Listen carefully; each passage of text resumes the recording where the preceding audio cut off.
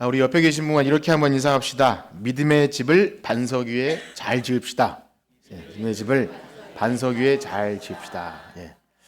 무슨 집을 갑자기 지으라고 하는지 또 뜬금없으신 분이 없기를 바랍니다. 네.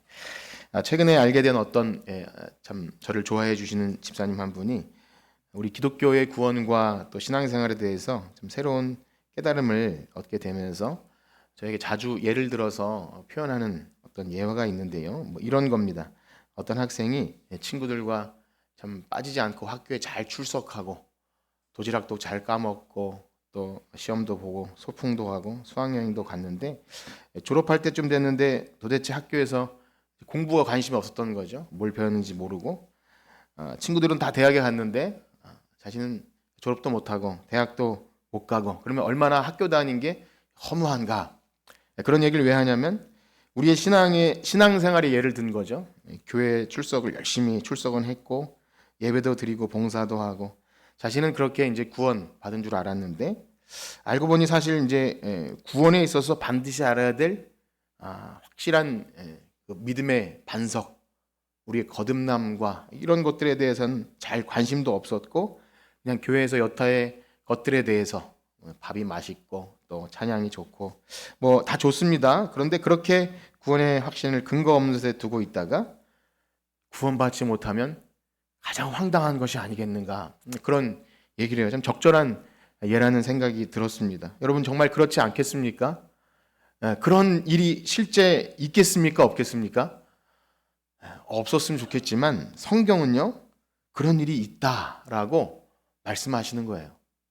그래서 이것을 전하지 않을 수 없는 것입니다. 놀라운 사실은 성경에는 그런 이야기가 너무나 자주 많이 등장합니다. 어떠신가요? 처음 들어보셨나요? 혹시 이런 이야기? 열심히 출석하고 뭔가 주여 주여 하면서 주님과 함께 뭐 식사도 하고 여러 가지 교제를 했는데 나는 너를 도무지 알지 못한다. 슬픈 이야기지만 사실 우리가 성경 66권을 빼먹지 않고 정직하게 살피면 복에 관한 내용이 많을까요? 저주가 많을까요? 저주가 사실 많습니다. 신명기 28장에도 복에 대한 내용은 잠깐이고 뒤에 저주가 많아요. 왜 그럴까? 성경은 교회는 복 얘기하고 은혜 얘기하는 곳인데 또 은혜보다는 율법 이야기가 훨씬 많고요. 복음서 내용을 보면은 뭐 복 얘기 많죠. 팔복도 있고 복이 있을지어다. 그런데 화에 대한 내용이 사실 더 많이 있어요.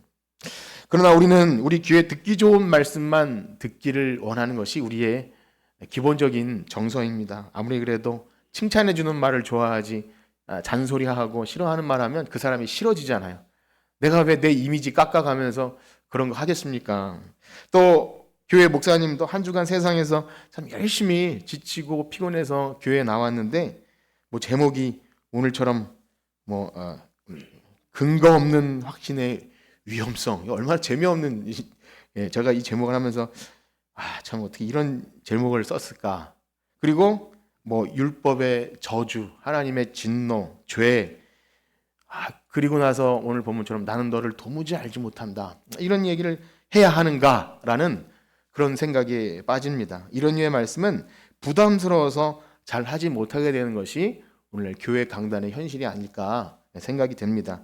그러나 사랑하는 성도 여러분, 우리가 신앙 양심을 가지고 한번 곰곰이 생각해 보면 좋을 것 같아요. 하나님이 우리에게 주신 성경 말씀이 그러할진데 그리고 하나님 나라의 복음을 전하러 오신 예수님이 복음서에 그런 말을 더 많이 했는데 어떻게 보면 이게 불편한 진실인데요. 잘 말하지 않는 불편한 진실. 먼저 된 자가 나중되고 나중된 자가 먼저 된다. 근데 이것은 어떤 특정한 바리새인 같은 그런 사람들만 들으라고 하신 말씀이겠습니까? 당연히 그렇지 않죠.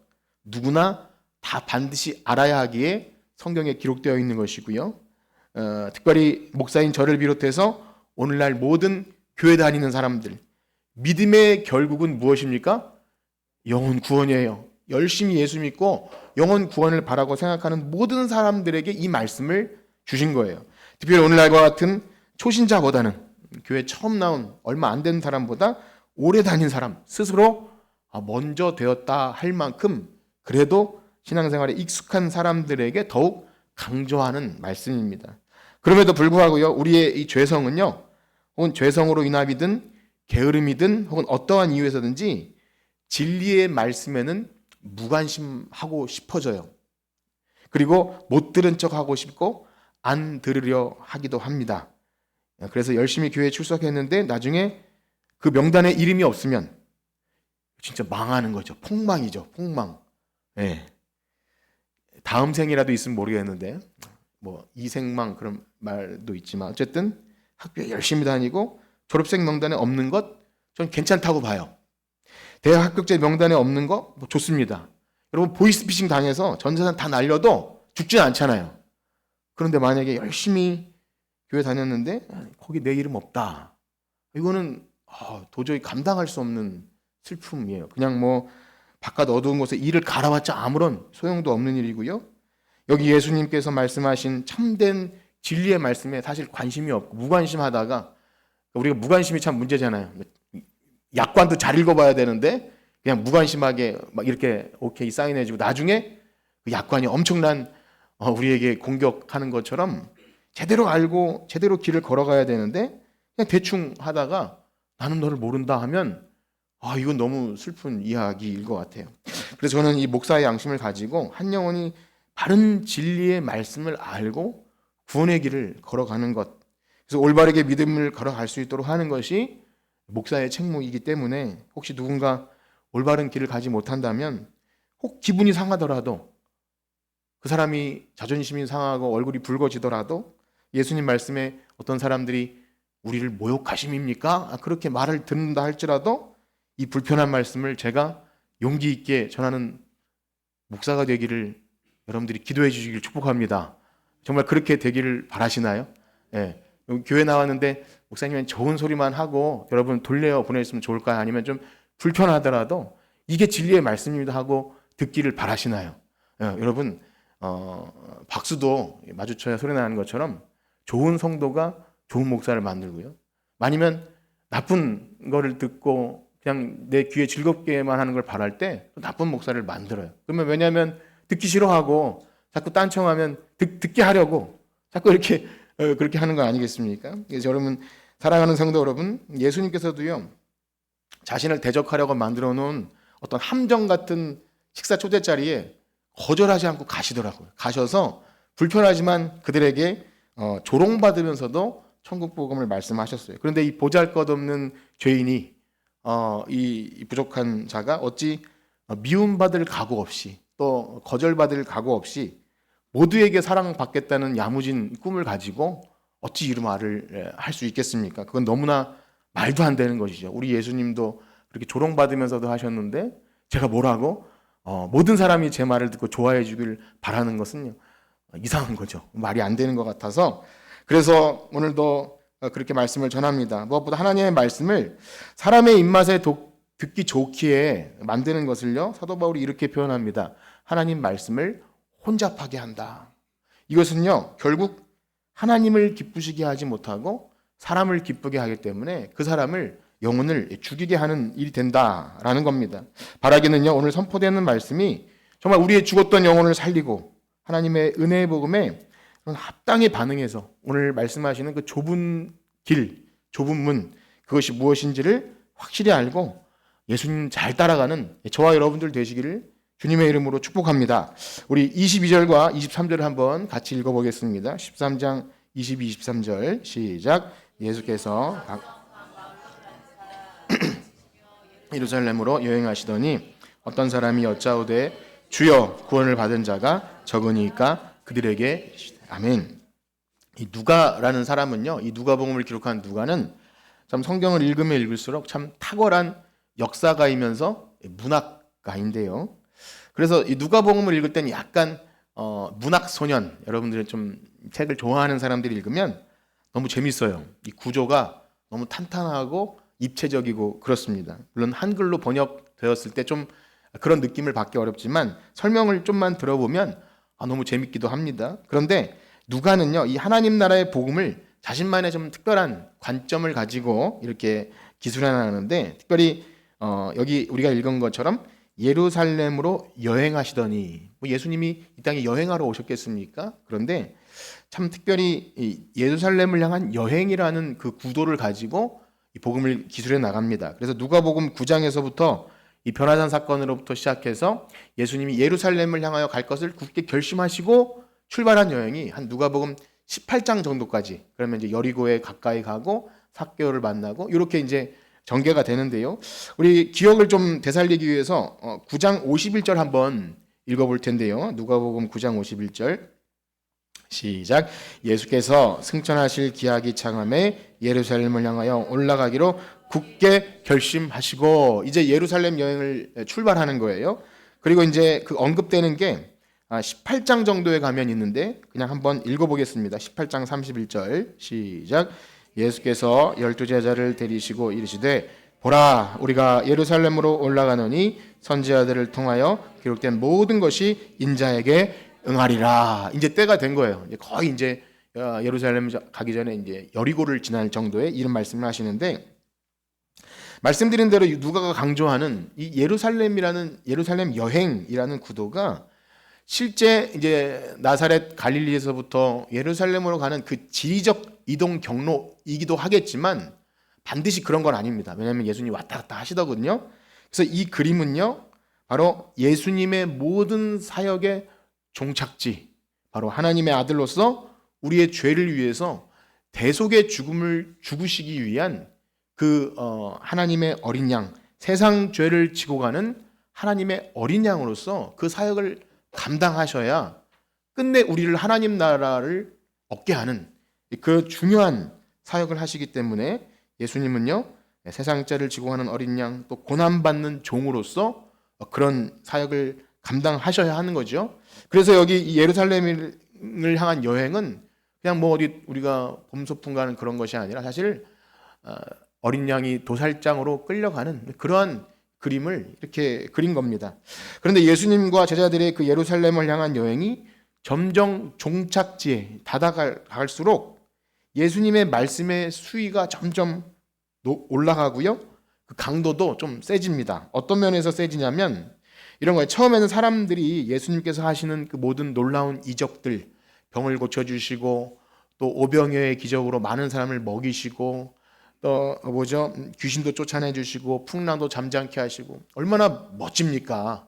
예수님께서 오셔서 막 가르치는데 생전 듣도 보도 못한 천국 복음을 말씀하시는 거예요. 산상수훈이나 또 예수님께서 약자, 그 당시에 고통받고 억압받는 자들에 대해서 그들이 바로 하나님 나라에 들어간다. 이게 얼마나 아름다운 말씀입니까? 그래서 예수님을 통해 기대와 희망을 가져요. 와, 이분이 메시아겠구나. 물론 그들이 예수님께서 보이신 놀라운 이적들이 진짜 가는 의미를 제대로 이해하진 못했고, 또 예수님 말씀하신 하나님 나라의 복, 심령이 가난한 자의 복, 또 애통하는 자의 복, 이런 것들에 대해서 100% 이해는 못했다 할지라도 어쨌든 이제까지 경험해 보지 못한 정말 신비한 능력을 가지고 새로운 가르침을 주시는 이분, 나도 따라가고 싶다 해서 예루살렘을 향한 여행을 같이 시작한 겁니다. 그러니까 말씀드리는 건 이거죠. 진짜 배낭을 메고 여행을 갔다기보다 예수님이 가시려고 하는 그 길을 동참한 거예요. 그런데 시간이 지날수록 점점 예수님께서 가시려고 하는 그 여행의 의미가 무엇인지를 예수님이 조금씩 말씀하시는 거예요. 하나님 나라의 복이 어떤 것인지, 또 예수님을 따르는 길이 어떤 것인지를 자꾸만 말씀하셔요. 결국 그 길이 그렇게 넓고 쉬운 길이 아니구나. 사람들이 기대했듯이 멋진 백마를 타고 칼을 차고 온 왕이 로마의 압제에서부터 그들을 구원해내서 그들의 살림살이 좀 낫게 해주고, 이렇게 병 고치는 능력으로 우리 이제 병원 안 가도 좀 넉넉하게 먹고 살 만큼, 그것이 그들에게 하나님 나라로 여겼으니까 이분이 이런 일을 해줄 거라고 생각했는데 말씀하시는 것마다 별로 기분이 좋지 않아요. 좁은 문, 좁은 길, 그런 말씀해요. 그리고 마지막, 그러니까 출발은 같이 했지만 끝까지 따라가는 자는 매우 적고, 아니 오히려 반대자가 되더라는 거죠. 그렇습니다. 이것은요, 우리 신앙생활의 모습도 마찬가지가 아닐까 생각이 되는데요.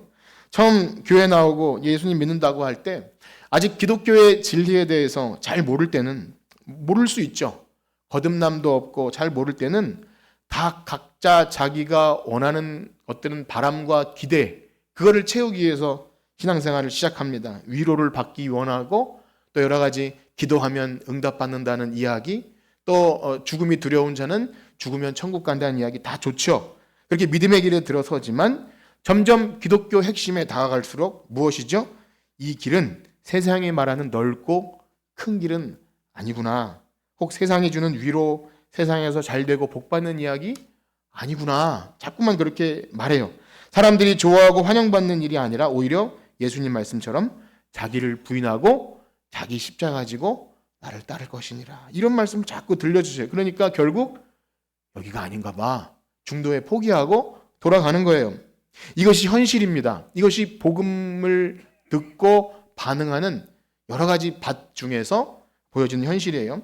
예수님도 지금 그분의 사역 가운데 점점 그 과정을 밟아 나가고 계신 것이고요. 오늘날도 여전히 교회 역사 속에선 그러한 과정들이 계속 반복되고 있습니다. 당시에 많은 사람들이 예수님의 놀라운 이적과 새로운 가르침을 보고 과연 이분이 우리의 욕망을, 우리의 바람을 채워줄 분인가 하고 따라왔다가 예수님께서 자신은 고난받는 종으로 오셨고 그 길을 따라가는 자들도 나를 따라서 좁고 험한 길로 가고자 할 때 이상하게 대적자들도 많이 생겨요. 왜냐하면 사람들이 많이 따르긴 하는데 자신들이 바라던 메시아가 아니니까 이상하게 미워지는 거예요. 사랑이 기대가 변하면 더 미워지듯이 그렇게 예수님을 죽이려고 합니다.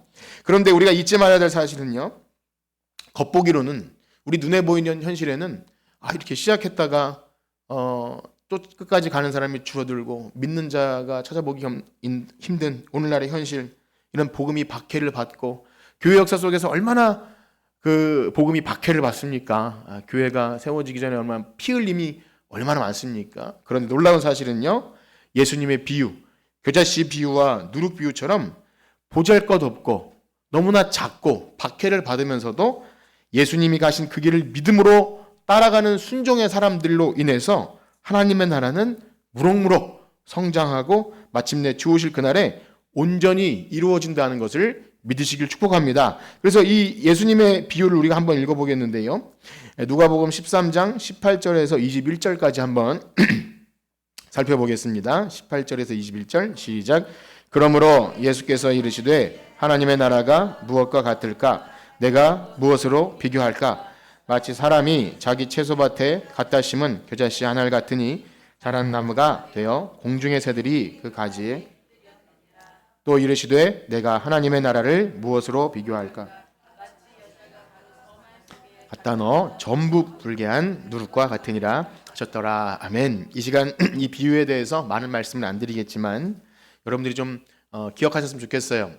예루살렘을 향한 여행이라는 구도 가운데 가장 핵심 노른자라고 할 수 있는 것이 여기 방금 읽은 겨자씨와 누룩의 비유입니다. 그리고 예전에 누가복음을 할 때 설명드렸는데 마치 동심원 구조로 이렇게 그 주변을 둘러싸고 있는 이야기는 예수님에 대한 배신과 또 핍박과 조롱하는 사람들이 그 주변에 둘러싸고 있고 그 또 주변에는 로마 황제와 빌라도와 모든 악한 세상 권력자들이 또 예수님을 죽이려고 있어요. 그러니까 눈에 보이는 현실은 뭐냐면 죽음이요 십자가요 고난인데 예수님은 아니다. 하나님의 나라는 보이게 임하는 것이 아니기 때문에 여전히 지금도 무럭무럭 하나님 나라는 성장해서 아무리 우상에게 무릎 꿇고 믿는 자가 적어도 우상에게 무릎 꿇지 아니한 7천일을 남겨두심처럼 지금도 하나님의 나라는 여러분 한 명 한 명을 통해 만들어져 가는 줄 믿습니다. 그래서 우리는 이 겨자씨와 누룩의 비유를 잘 기억하셔야 돼요. 예루살렘을 향한 여행은 고난과 십자가와 박해가 분명히 있지만 이 구도 안에 가장 핵심적인 이 비유. 자, 그래서 여기 모인 우리도 예루살렘을 향한 예수님의 그 걸음, 진짜 구원과 생명을 향한 걸음에 우리도 같이 출발한 그러한 예수님의 제자인 줄 믿습니다. 그래서 끝까지 가기 위해서는 눈에 보이는 현실이 아니라 이 하나님 나라의 비유를 잘 기억하셔야 돼요. 보이지 않지만 누룩처럼 계속 퍼져나가고 아주 작은 겨자씨이지만 작은 교회 혹은 작은 선교지, 우리의 작은 섬김을 통해서 하나님 나라 이루어지는 것. 그래서 정말 이것을 알아야 끝까지 같이 가는 거예요. 예루살렘을 향한 걸음이 처음에는 어떻게 시작했을지 몰라도 우리 끝까지 예수님 따라 가기를 축복합니다. 옆에 계신 분과 인사할까요? 우리 끝까지 같이 갑시다. 네. 끝까지 같이 가셔야 돼요. 중도 탈락하면 안 됩니다. 정말 여러분 그렇게 바라고 소망해요. 근데 말씀드린 대로요. 분명히 하나님 나라는 무럭무럭 성장하겠지만 눈에 보이는 현실은 그렇지 않다는 거예요. 이걸 잘 기억해야 됩니다. 고난이요 십자가요 사람들 눈에 보기에는 저런 초라한 목수의 아들 저자가 십자가에 달려 죽는 것으로 어떻게 우리에게 하나님 나라를 주겠는가? 또 제자들도 다 도망가지 않습니까? 그래서 오늘 예수님의 여행 가운데 어떤 사람이 이렇게 묻는 거예요. 오늘 23절, 24절을 한번 같이 읽겠습니다. 23, 24절 시작. 어떤 사람이 여짜오되 주여 구원을 받는 자가 적으니까 그들에게 이르시되 좁은 문으로 들어가기를 힘쓰라. 내가 너희에게 이르노니 들어가기를. 아멘. 어떤 사람이 묻지요? 주여 구원을 받는 자가 적습니까? 물론 이 사람의 진심이 무엇인지는 100% 이해할 수 없다 할지라도 이 질문은요 우리가 교회에 나와서 참 딴 생각 안 하고 열심히 말씀을 잘 들으면 우리 가운데도 이러한 질문을 하는 것이 당연한 거예요. 저는 그렇게 생각해요. 설교를 듣고 이러한 질문이 나오는 것이 설교 잘한 거구나. 예수님의 말씀을 잘 듣고 주여 구원받는 자가 이렇게 적습니까? 그냥 막 모든 사람에게 확신을 주고 싶고 모든 사람에게 의심 없는 믿음 주고 싶은 것이 모든 목사의 마음이고 또 복음서를 볼 때 얻고 싶은 생각이겠지만 예수님도 한참 얘기하고 났는데 나오는 질문이 주여 구원받는 자가 이렇게 적습니까? 일단 주여라고 고백한 것을 보면 그래도 이 사람은 예수님에 대한 확신이 있었고 예루살렘을 향한 여행을 시작한 사람이라 여겨져요. 메시아를 기대했던 겁니다. 그러나 이제까지 하신 말씀을 가만히 들어보니 하나님 나라 끝까지 가기가 쉽지 않겠는데? 이런 생각을 한 거예요.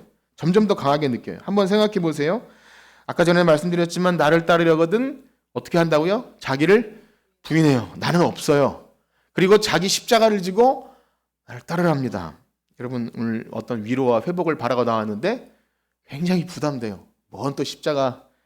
여우도 굴이 있고 새도 집이 있지만 인자는 머리 둘 곳이 없어요.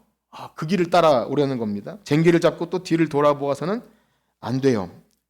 제자들을 파송하시면서도 어린 양을 이리 가운데 보낸다고 그렇게 말씀하셔요. 그러면 보내지를 마시든지 그런 말씀을 하시면서 보내요. 그러면서도 두벌 옷이나 전대를 갖지 말라. 그러면서 또 배고픈 사람이 있으면 뭐라 그러죠? 너희들이 먹을 걸 줘라. 뭐라고 하는지 참 듣기가 어려워요. 우리가 가진 것 많지 않은데 우리 보고 주라니요. 그리고 위선적인 신앙행위를 너무나 극도로 싫어하시면서 제자들에게 먼저 된 자는 나중되고 나중된 자는 먼저 된다. 기분이 상해요. 목숨을 위하여 무엇을 마실까 무엇을 먹을까 염려하지 말고 뭘 구하라죠? 먼저 그 나라와 의를 구하라. 지금 먹고 살기도 힘든데 너무 뜬구름 잡는 이야기 같아요. 청지기 비유에서는 언제 올지 모르는 주인을 기다리기 위해서 밤새 눕지도 못하고 띠를 띠고 등불을 켜고 서 있으래요. 고문하는 거 아닙니까? 고문. 언제 오실지 모르는 주님을 기다리라고 깨어 있으라는 이 명령. 근데 제대로 못하면 뭐라 그러죠? 누가복음엔 많이 맞을 거다 이런 말씀을 해요. 두드려 맞는데요. 내가 화평을 주러 온 것이 아니라 불을 던지러 왔다. 그리고 가족 간도 불화하게 될 일이 있다. 아니 예수님 믿으면 가정이 평안하고 싸우지 않고 든든해야 되는데 가족 간에도 어머니와 또 자식이 며느리와 또 시어머니와 또 뭐 이렇게 싸운대요. 그리고 회개하지 않으면 너희도 심판을 받는다. 여러분 예루살렘을 향한 여행을 하면서 이 얘기를 주구장창 들었다고 생각해 보세요. 만약 딴청 부리지 않고 교회 나와서 말씀을 잘 들으면 지금 이 사람처럼 질문을 해야 합니까? 안 해야 됩니까? 해야 돼요. 안 하면 이상한 거예요. 안 들은 거예요. 안 하면 이상한 거라고요. 난 괜찮으면 저는 뭐 구원 받습니다. 이렇게 될 수가 없고 그러면 저는 구원을 받겠습니까? 라고 질문하는 게 당연한 거예요. 이 길을 계속 걸어갈 수 있을까? 이렇게 근심이 됩니다. 그러나 사랑하는 성도 여러분 반드시 기억해야 합니다. 참되게 구원받은 성도는 결코 자신의 구원에 대해서 잘못된 근거나 어떤 무지, 자기 확신을 가지고 나는 넉넉히 들어갈 거라고 자만하지 않습니다. 오히려 잘못된 근거를 가진 사람은 이런 말씀을 드리면 반응하지 않아요. 뭐 저 말은 나와 상관없습니다. 그러나 진짜 구원받은 성도는 이 말씀을 들을 때 두렵고 떨림으로 자신을 돌아봅니다. 여러분 결코 구원의 확신이 없어서이거나 믿음이 부족해서가 아닙니다. 이것이 하나님의 말씀으로 들을 때 믿음이 부족하고 구원의 확신이 없는 것과 정말 이게 예수님 말씀이라고 진지하게 듣고 반응한 것과는 다릅니다. 정말 여러분들이 스스로 아십니다. 정말 믿음이 없어서가 아니라 정말 하나님 사랑하고 구원에 대한 열망이 있는데도 하나님 말씀이 그러하다면 또 오늘도 내 삶을 돌아보는 자가 구원받은 자고 성령의 역사로 믿음의 근심을 하게 된다는 것입니다. 그럼에도 불구하고 어떤 경우에는요, 두려운 말씀을 들을 때 어쨌든 그러면 내가 열심히 하라는 말인가? 내가 이것도 하고 저것도 하고 그럼 더 열심히 뭔가 해야 되는가? 열심을 가지고 그렇게 할 수 있어요. 종교적 열심을 가지고도 할 수 있고요. 반대로요. 아니 교회는 행위가 아니라 믿음이라 그랬는데 또 다시 무슨 그런 말씀을 하십니까? 하면서 두려운 말씀을 들어도 진지하게 반응하지 않아요. 참 신기합니다. 그래서 오늘 이 사람처럼 구원을 받는 자가 정리하는 물음을 물으면 야 그거 믿음 없는 거야. 덮어놓고 그냥 확신을 가져. 그렇게 우격다짐으로 만들 수가 있는 거예요. 그러나 우리는 기억해야 합니다. 우리는 주님 앞에서는 그날까지 우리 안에 어떤 조건으로 나의 행위나 그 어떤 것으로 구원의 확신을 가져서는 안 되는 겁니다. 그러니까 구원 못 받을까 두려워하라는 게 아니라 내가 이러저러한 것을 했으므로 나는 안전한가? 거기에 기초를 두어서는 절대 안 된다는 거예요. 우리는 하나님 앞에 서는 그날까지 철저하게 예수 그리스도의 은혜가 없이는 지옥 갈 죄인이라는 사실을 잊어서는 안 된다는 겁니다. 이것을 잊어서는 안 돼요. 또한 우리의 구원의 조건이 여기 십자가를 진다든지 뭐 좁은 길을 간다든지 내가 고행을 함으로써 내가 회개하고 내가 철저하게 하면 그것 때문에 구원받는가? 이 말이 참 이상한데요. 회개 때문에 좁은 길 때문에가 구원받는 게 아니라 말하면 이상하잖아요. 근데 아닌 거예요. 우리가 회개하는 것도 좁은 길 가는 것도 헌신하는 것도 결국 구원의 조건이 아닙니다. 아무리 자기 부인을 하고 십자가를 지고 뭐 무릎으로 베드로 성당을 기어오르고 금식을 하고 해도 그 모든 근거는 구원의 근거는요. 나를 위해 먼저 자신의 목숨을 내어주신 예수 그리스도 오직 그 십자가 앞에서 거듭남 회심이 없이는 우린 따라할 수가 없는 거예요. 따라했다간 뭐냐면 내 의예요. 내 종교적 열심 내가 그래도 이 정도는 해. 이상하게 이게 들어옵니다. 그래서 거듭남이 없이는 하나님 나라를 볼 수 없는 거예요. 따라할 수도 없어요. 우리가 그 길을 혹 따라간다고 한다면 주님 당하신 고난의 신비를 더 알고자 나도 부활에 참여하고자 바울이 말한 것처럼 나는 날마다 죽노라 앞에 있는 것을 잡으러 쫓아갑니다. 그러한 믿음을 가지고 간신히 쫓아가는 거예요. 간신히 오늘도 넘어지지만 주님 은혜를 구하면서 가는 겁니다.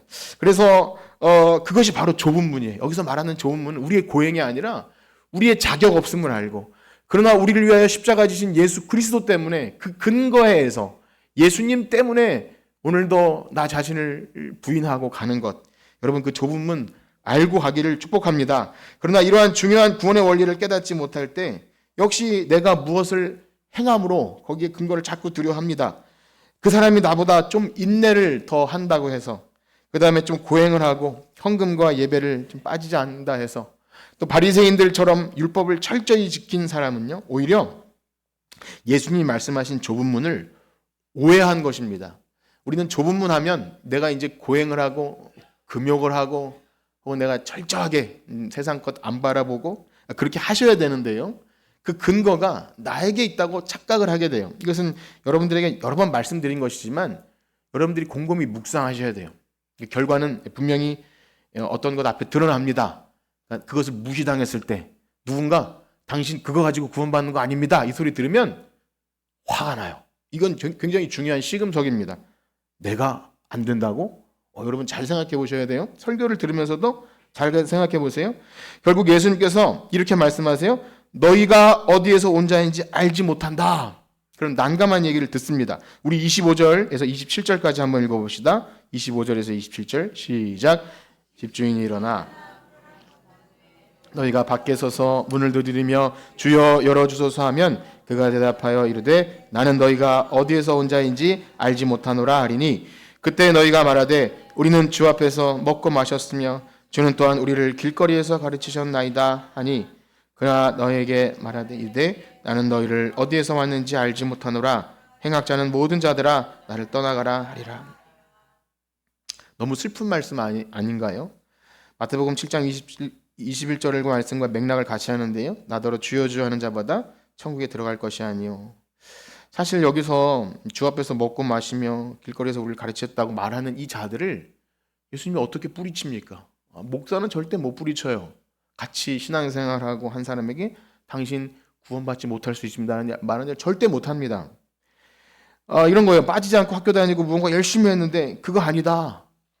그거 다 소용없는 짓이다 라고 말할 때 정말 어처구니가 없는 거잖아요. 어처구니. 여러분 어처구니가 뭔지 아세요? 맷돌을 돌리는데 이 손잡이가 이게 뭐지? 어처구니가 없다. 놀라운 사실은요. 더 놀라운 사실은 이렇게 자신의 열심의 근거를 두고 좁은 문 좁은 길이 아니라 그 관심 없고 어쨌든 내가 열심히 주를 따르고 했지 않습니까? 그 사람들의 특징은 뭐냐면 내가 왜 틀렸는지 모른다는 거예요. 죽었다 깨어나도 모른다는 표현 같아요. 정말 미치고 환장할 노릇이죠. 자신이 멸망당하는 순간에 이를 때까지도 모른다는 겁니다. 마치 시험지에 오답을 써놓고 불합격 맞으니까 내가 왜 틀렸는지 화를 내면서 내 시험지 내놓으라고 막 그렇게 할 때 알고 보면 거의 다 오답을 썼더라. 그런데 막 화가 나가지고 시험 감독관에게 내가 왜 틀렸냐고 막 그렇게 따지는 것처럼 미련하고 무지해요.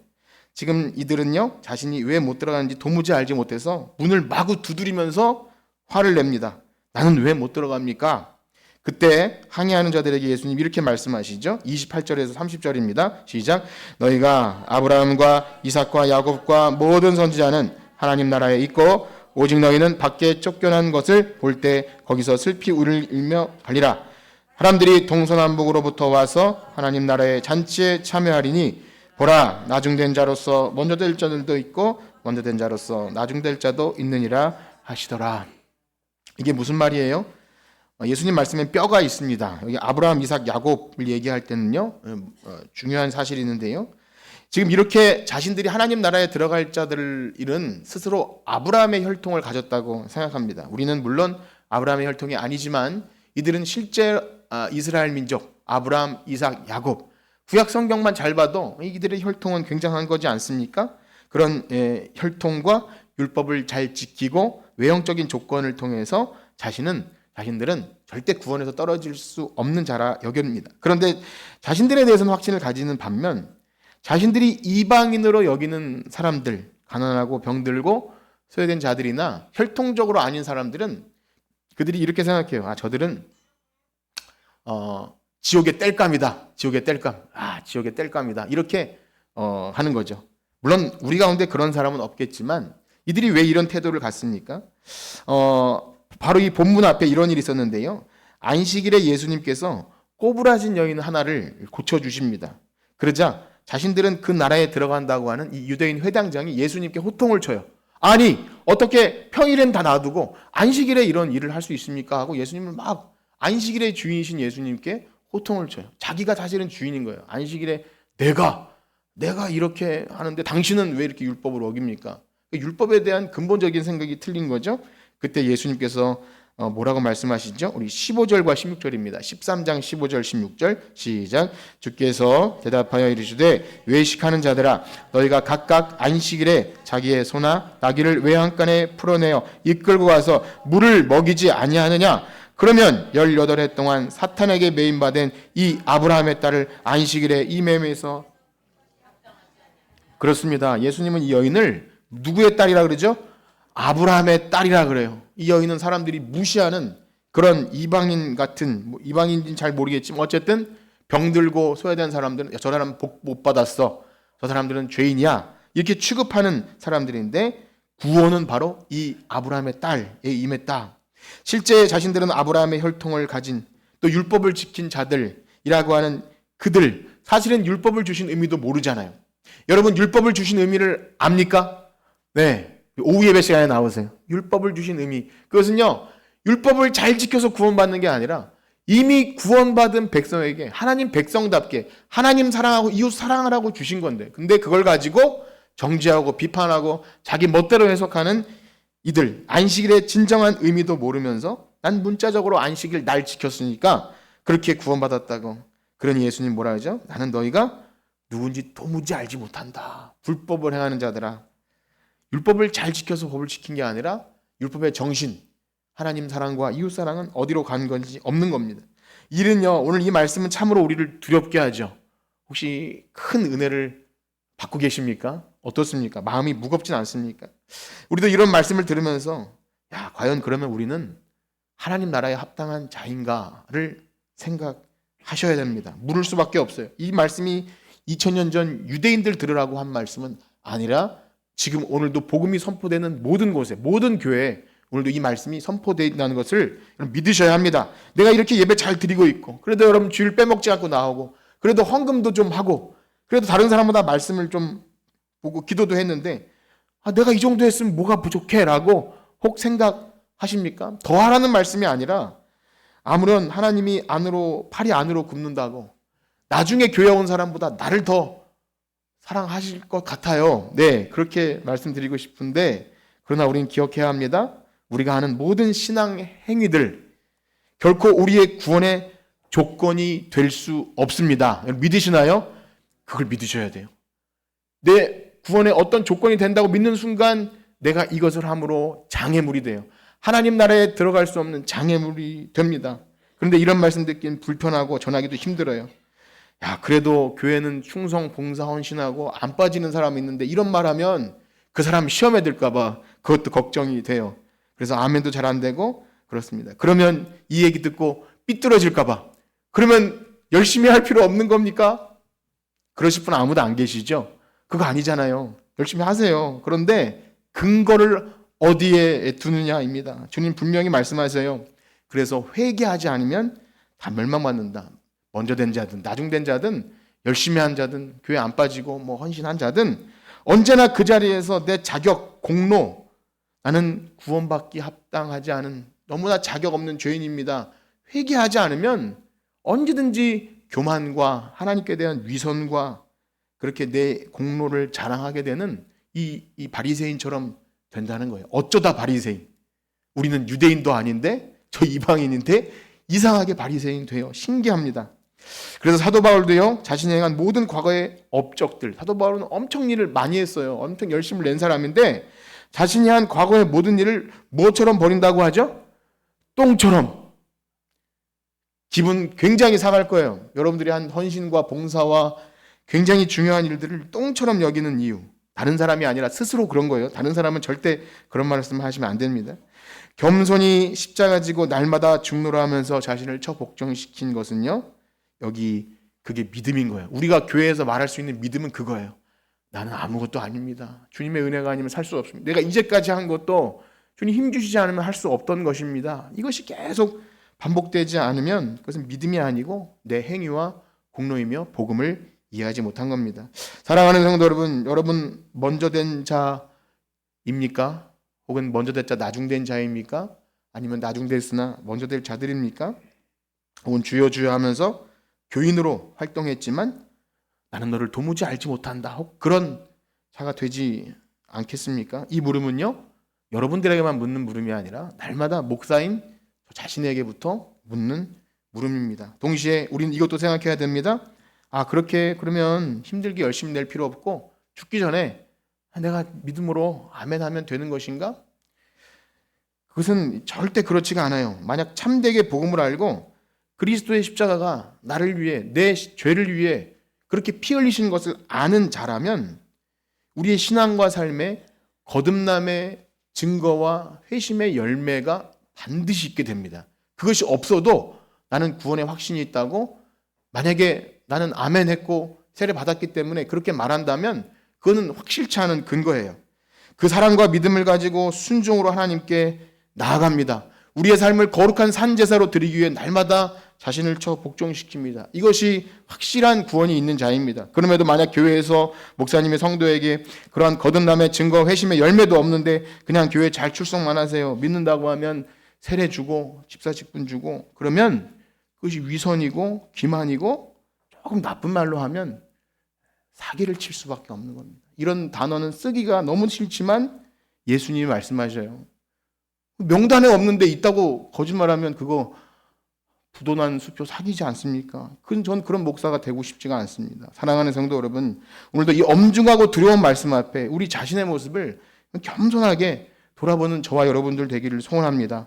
바울 사도가 내가 전하고 도리어 버림이 될까 두려워했던 것은 그가 믿음이 없어서가 아니잖아요.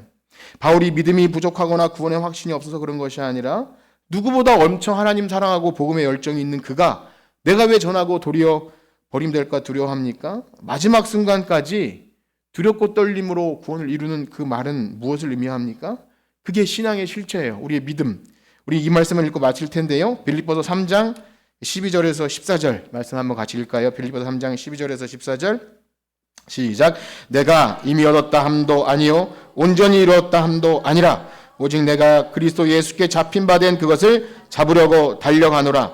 형제들아 나는 아직 내가 잡은 줄로 여기지 아니하고 오직 한 일 즉 뒤에 있는 것은 잊어버리고 앞에 있는 것을 잡으려고 표대를 향하여 그리스도 예수 안에 하나님이 부르신 부름의 상을 위하여 달려가노라. 우리 한 절 더 읽겠습니다. 2장 12절입니다. 시작.